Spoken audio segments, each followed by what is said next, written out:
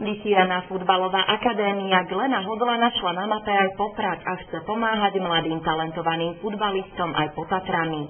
Oznámil to šéf akadémie Glen Hodl, ktorý navštívil potatranskú metropolu s cieľom vybudovať tu jednu zo svojich základní. Anglická futbalová hviezda Glen Hodl sa po skončení aktívnej hráčskej kariéry venuje mladým futbalistom. V Španielsku má futbalovú akadémiu, ktorá nesie aj jeho meno. Svoj vplyv rozšírila aj na Slovensko do Popradu. V akadémii sa odborníci pod vedením člena anglickej futbalovej siene Slávy venujú hráčom od 18 do 21 rokov, ktorí boli nechcení vo svojich kluboch.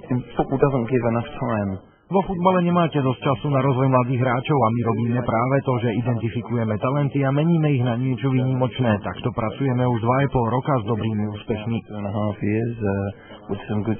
Dalo by sa povedať, že akadémia Glena Hodla dáva chlapcom, ktorí či už fyzicky alebo mentálne ešte nedozreli na profesionálnu úroveň, druhú šancu. Úspešnosť práce v jedinečnej akadémii je vysoká, o čom svedčí aj jeden príklad. Jeden chlapec bol amatérom v profesionálnom klube. Uvoľnili ho, on upadol, potom prišiel k nám na 12 mesiacov, aby sa rozvíjal a potom podpísal kontrakt so Sevillou, čo je La Liga. Nie, že sme mu dali druhú šancu, zmenili sme jeho život. Akadémia Glena Hodla by mala začať fungovať už aj v Poprade, na čom sa dohodlo mesto, sponzori, majiteľ samotnej akadémie. Jeho jméno je zárukou, že tady opravdu nebudou žádné podvody, že to bude prostě na úrovni a že když on vybere toho člověka, tak už má 80%, protože má úžasné zkušenosti, že jo. To je jenom 2% hráčů na světě hraje obouma nohama, že jo. A Glen Hodl byl slavný tím, že oni nikdy nevěděli, jak dát desítku. On mohl dát levou anebo pravou nohou, že jo. Základom by mali byť slovenskí mladí futbalisti, ktorým chce Glen Hodl potvoriť dvere do veľkého futbalu. Můj sen je, aby Angličani hráli zase, ty, kteří neuspěli v Anglii, aby hráli v nejlepších slovenských mužstvech. A ty Slováci, kteří mysleli, že neuspějí a pak uspějí, aby hráli z Anglii, že jo. S príchodom akadémie po Tatry súvisí aj projekt, ktorý pred asi pol rokom prezentoval v Poprade aj prezident Slovenského futbalového zväzu Ján Kováčik.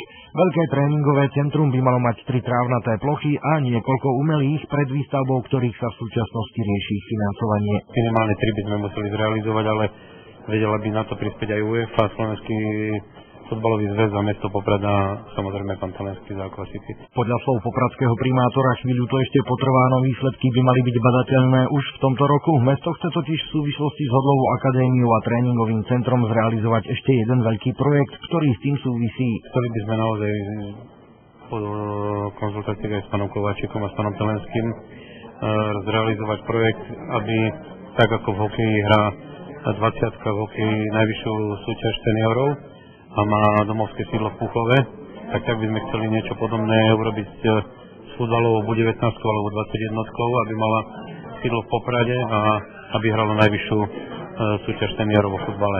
Takže Poprad tým pádom by mal okamžite najvyššiu súťaž vo futbale. So silou a podporou, ktorú v súčasnosti Poprad má, by to nemalo byť hudbou vzdialenej budúcnosti.